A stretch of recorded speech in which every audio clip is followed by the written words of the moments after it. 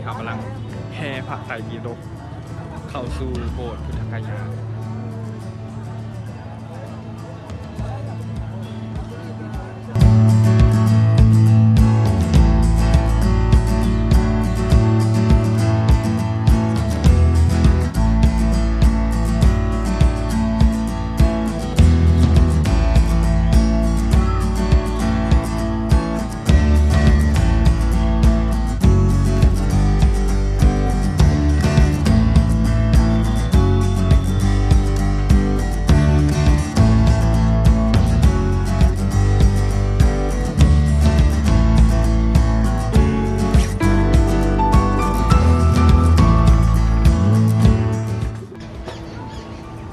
มีภาษาลาวน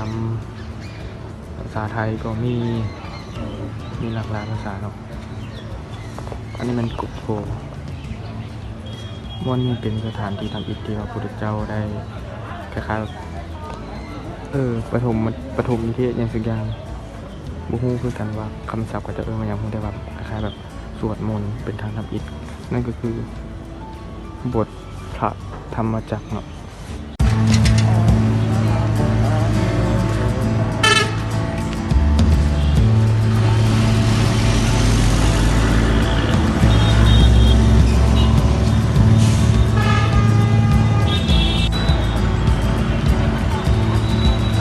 จะแมนคอยหลักไหล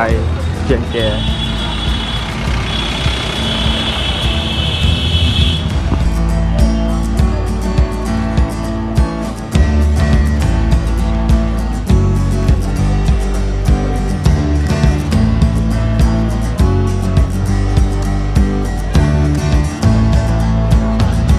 คนไทยชม